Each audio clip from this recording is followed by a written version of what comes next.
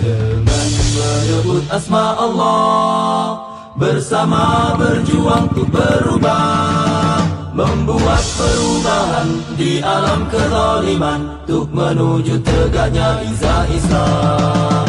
Dan dengarlah, hai mujahid muda, angkat pena, pedang dan Al-Quran. Dan dengarlah, hai pejuang Allah, kuatkan hati untuk tujuan. Tegakkan panji-panji Islam untuk hancurkan kezaliman, bersama capai kemenangan, bebaskan dari penindasan. Satukan langkah, rapatkan barisan, menyongsong kejayaan Islam. Berbekal iman yang utama dan semangat jihad yang membara, hancurkan kezaliman untuk wujudkan tujuan, menjadi syuhada di jalannya. Dan dengarlah, hai mujahid muda, angkat pena, pedang dan Al-Quran. Dan dengarlah, hai pejuang Allah, kuatkan hati untuk tujuan. Dengarkan panji-panji Islam untuk hancurkan kezaliman, bersama capai kemenangan, bebaskan dari penindasan. Alhamdulillah, situasinya sangat menyenangkan. Tadi naik dari bawah bagaimana? Ya agak ngos-ngosan. Ngos-ngosan ya? Iya. Nah, olahraga Ustaz ya. Ini dia. Bagaimana sambil menggendong? Luar biasa. Olahraga saat. Bagus juga ini, kalau dari cari tempat ya.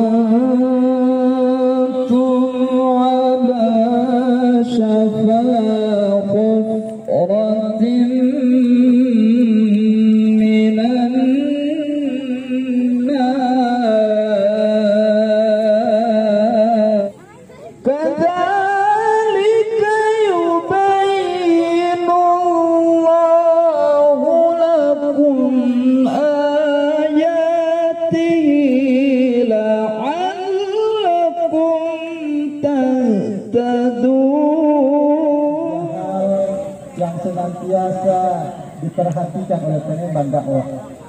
Yang pertama itu di awal dakwah itu adalah ilmu. ilmu itu adalah menjadi salah satunya senjata kita untuk bisa kemudian mengajak umat ini kepada Islam. Maka kemudian tanpa ilmu tentu susah kemudian umat ini kita ajak kepada Islam.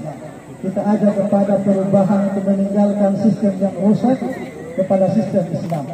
Maka kemudian di malam yang paling mulia, malam Lailatul Qadar, dan diemban oleh manusia paling mulia, Rasulullah Muhammad Sallallahu Alaihi Wasallam. Masya Allah.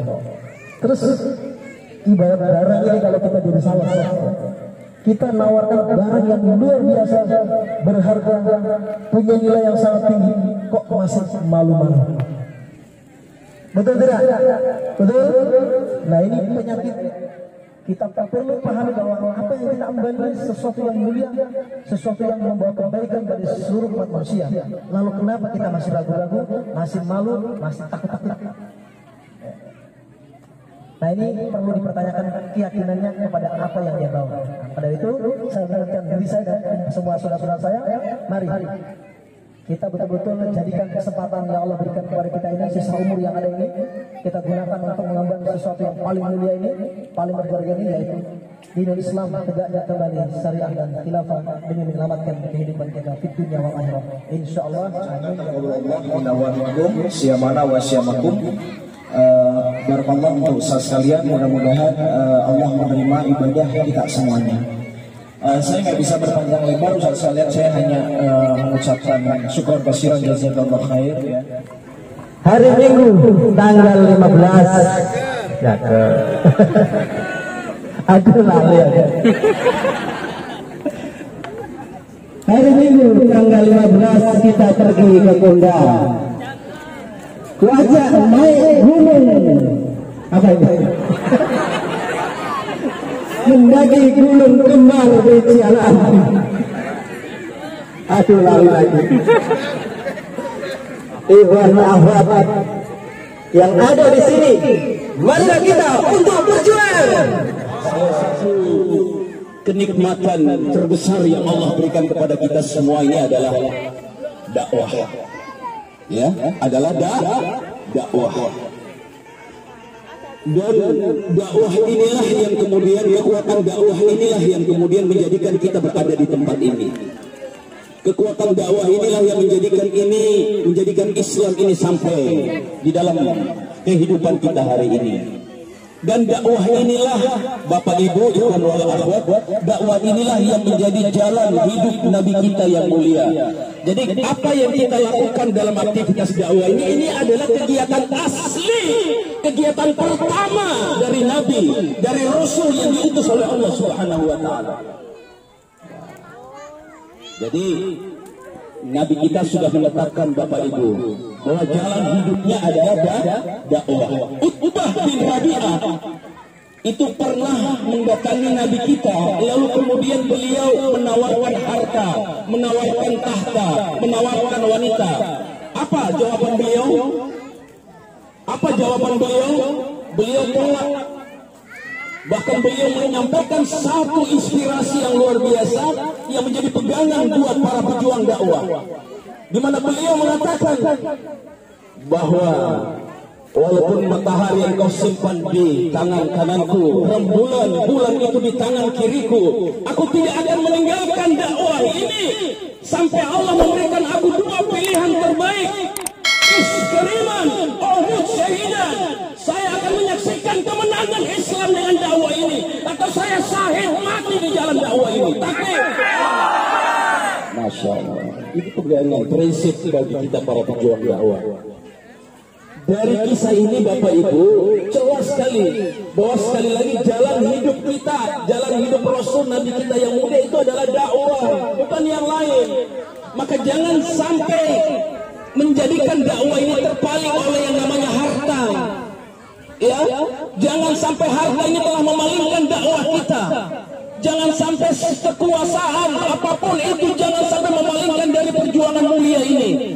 Jangan sampai yang namanya perempuan, wanita, dan seluruh kotoran-kotoran dan sampah dunia ini memalingkan kita dari aktivitas dakwah yang mulia ini. Bapak Ibu yang dimuliakan Allah, ini jalan hidup Nabi kita. Siapapun yang mengaku sebagai pengikut Nabi, maka dia harus menjadikan dakwah ini sebagai ciri khas beliau, ciri khas kita semua. Karena mungkin ada yang berkata begini, Ustaz, ini kan buat Rasul, seruan dakwah ini buat Rasul. Ya, seruan dakwah itu buat kita juga. Jelas sekali ayatnya, dalilnya. Di dalam surat Yusuf 108 itu jelas sekali. Qul hazihi sabili ud'u ila Allah ala basyaratin ana wa man ittaba'ani. Jadi kata Rasul, kata Allah di dalam ayat ini jelas sekali. Qul hazihi sabili ud'u ila Allah. Katakanlah wahai Muhammad bahwa jalan dakwah ini adalah jalan hidupmu. Ala basyaratin ana wa man ittaba'ani, dan ini jalan bagi semua orang yang mengikutimu di belakang. Nah, jelas kan? Dalilnya jelaskan bahwa jalan dakwah ini adalah jalan bagi Rasul dan jalan bagi semua orang yang mengaku pengikut Nabi, yang mengaku cinta kepada Nabi. Bapak Ibu yang dimuliakan Allah, maka jadikanlah seluruh apa yang kita miliki ini untuk dakwah. Keluarga yang kita miliki, maka jadikan keluarga itu menjadi wasilah buat perjuangan dakwah. Istri yang kita miliki, maka jadikan istri itu sebagai wasilah untuk perjuangan dakwah. Anak yang kita miliki, maka anak itu harus kita pastikan menjadi wasilah untuk menuju perjuangan dakwah kita. Semua kekayaan yang kita miliki, harta, kendaraan, handphone, apapun itu, visi misi kita, tenaga, keringat kita, semuanya adalah untuk dakwah. Bapak Ibu begini, ini persoalan serius ya, Bu. Siapa yang menjamin puasa kita diterima oleh Allah? Coba. Siapa yang menjamin sholat kita diterima oleh Allah? Siapa yang menjamin tahajud kita diterima oleh Allah? Kelak nanti dalam kehidupan akhirat, nanti di pengadilan Allah, kita datang, kita maju di hadapan Allah membawa seluruh amalan sholat kita, amalan puasa kita, amalan tahajud kita, amalan tarawih kita. Lalu Allah menolak, saya tolak seluruh amalanmu. Kenapa? Tidak ikhlas. Gak benar tata caranya. Ditolak, Pak. Puasa yang kita bangga-banggakan itu ditolak oleh Allah. Lalu kemudian apa yang terjadi? Allah masukkan kita ke dalam neraka. Allah seret kita ke dalam neraka. Pada saat di pintu neraka tiba-tiba ada yang teriak di sana di ujung. Ya Rabb, ya Allah, selamatkan dia ya Rabb, selamatkan dia ya Rabb. Kenapa? Karena dia yang pernah dulu mengajak saya dalam dakwahmu, dalam jalanmu ya Allah. Dia dulu yang pernah mengajak saya mengenalmu ya Rabb. Dia dulu yang pernah mengajak saya untuk mengenal agamamu ya Rabb. Masukkan dia ke dalam surgamu ya Rabb. Coba bayangkan, itu karena dakwah yang kita jalankan. Maka jangan Syafi'i begitu ya. Apabila di satu tempat diadakan majelis zikir itu apa? Majelis di mana kemudian di tempat itu dalam rangka mendekatkan diri atau mengingat Allah Subhanahu wa taala. Apa kata Rasulullah SAW ketika di satu tempat itu ada majelis zikir? Maka Allah Subhanahu wa taala itu mengutus malaikat rahmat ke tempat itu.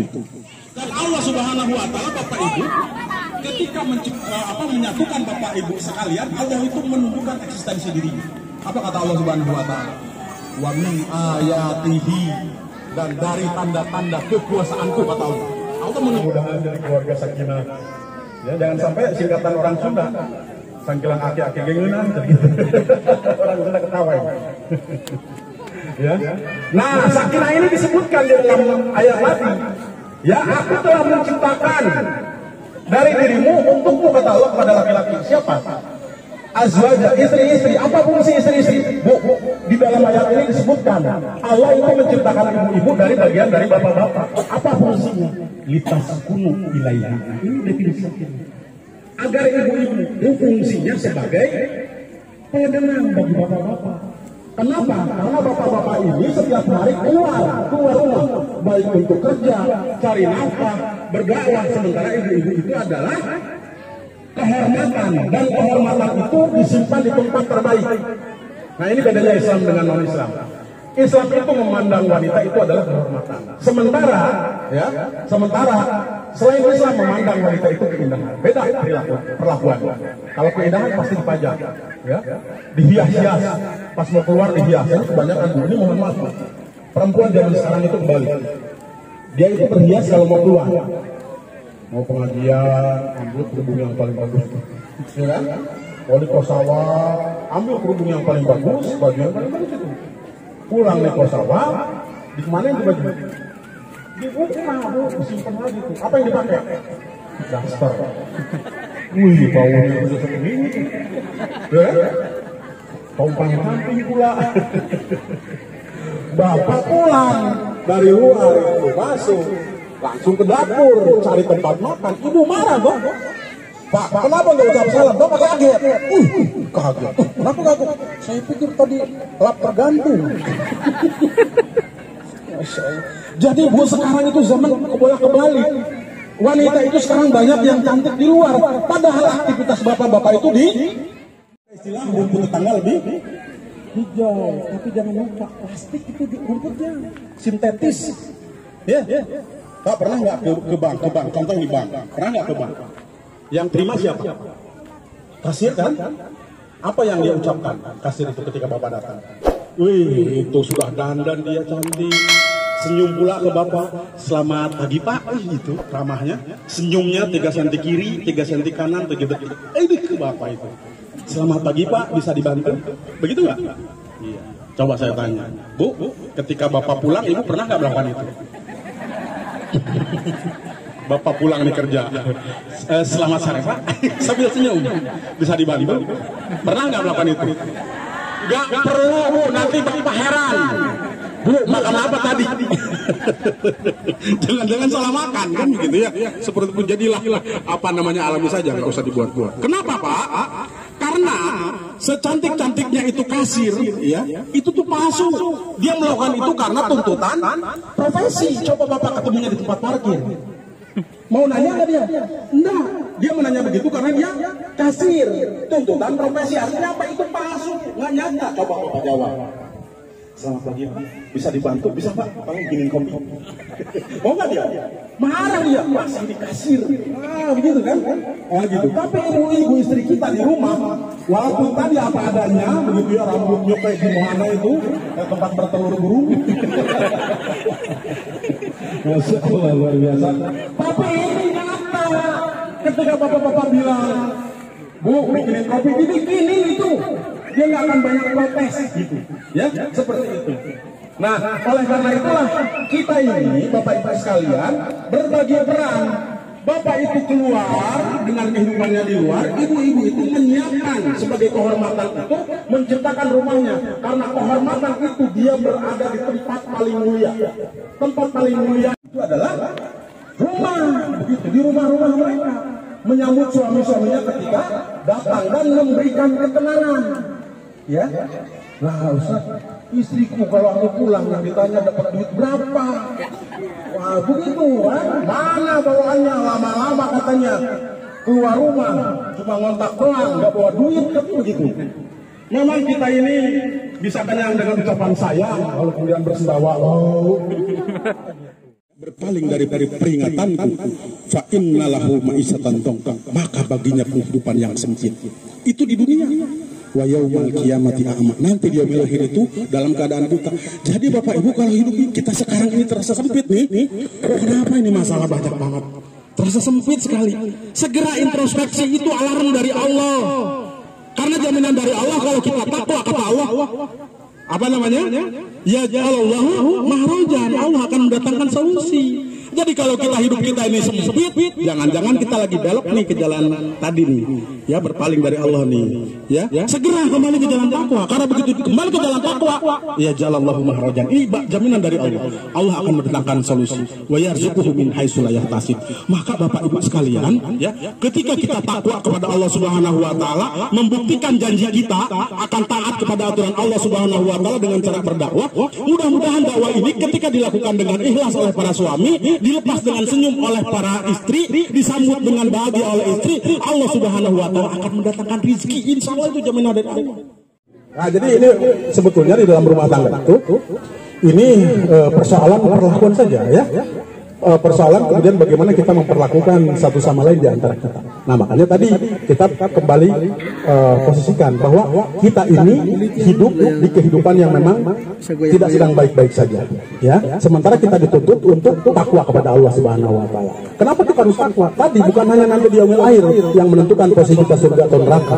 Di dunia saja Allah sudah memberikan alarm dengan kesulitan hidup yang kita hadapi. Kesempitan hidup, maisah dongkok, maisah itu kan kehidupan yang dongkok itu apa? Sempit, susah, serba susah, gitu, ya. Nah maka dari itu kemudian upaya kita sekarang berdakwah dengan sungguh-sungguh ini sebetulnya juga pertama untuk kita mendapatkan posisi nanti di surga dengan tempat yang terbaik, juga kita ingin mendapatkan penghidupan yang dimudahkan oleh Allah Subhanahu wa taala. Karena yang menyulitkan hidup kita itu Allah. Yang memudahkan hidup kita itu Allah, yang menciptakan kita Allah, yang menghidupkan kita Allah, yang mematikan kita. Berkumpul di tempat ini semata-mata mengharap ridha-Mu ya Allah, semata-mata mengharap ampunan-Mu ya Allah. Maka ridhoilah kami semua, ampunilah segala kesalahan dan dosa kami ya Allah. Maafkanlah kesalahan guru-guru kami ya Allah. Maafkanlah kesalahan kedua orang tua kami ya Allah. Maafkanlah kesalahan istri-istri kami ya Allah. Maafkanlah kesalahan saudara-saudara kami ya Allah. Ampunkanlah segala dosa dan kehilafan kami ya Allah. Berkahilah kehidupan kami ya Allah. Kuatkanlah langkah kaki kami dalam memperjuangkan agama-Mu ya Allah. Kuatkanlah langkah kaki kami dalam mengemban dakwah-Mu ya Allah ya Rabbal Alamin. Ya Allah, Zat yang Maha Kuat, Zat yang memberikan kekuatan kepada hamba-hamba-Mu yang mukhlis. Berikanlah kepada kami keikhlasan dalam memperjuangkan Islam ini ya Allah. Jauhkanlah diri kami dari segala sifat dengki, bakhil, dan segala hal yang membawa kepada kemurkaan-Mu ya Allah ya Asma Allah bersama berjuang untuk berubah, membuat perubahan di alam kezaliman, untuk menuju tegaknya izah Islam. Dan dengarlah hai mujahid muda, angkat pena pedang dan Al-Quran. Dan dengarlah hai pejuang Allah, kuatkan hati untuk tujuan, regakkan panji-panji Islam untuk hancurkan kezaliman. Bersama capai kemenangan, bebaskan dari penindasan. Satukan langkah, rapatkan barisan, menyongsong kejayaan Islam. Berbekal iman yang utama dan semangat jihad yang membara, hancurkan kezaliman untuk wujudkan tujuan, menjadi syuhada di jalannya. Dan dengarlah hai mujahid muda, angkat pena pedang dan Al-Quran. Dan dengarlah hai pejuang Allah, kuatkan hati untuk tujuan, dengarkan panji-panji Islam untuk hancurkan kezaliman. Bersama capai kemenangan, bebaskan dari penindasan. Satukan langkah, rapatkan barisan, menyongsong kejayaan Islam.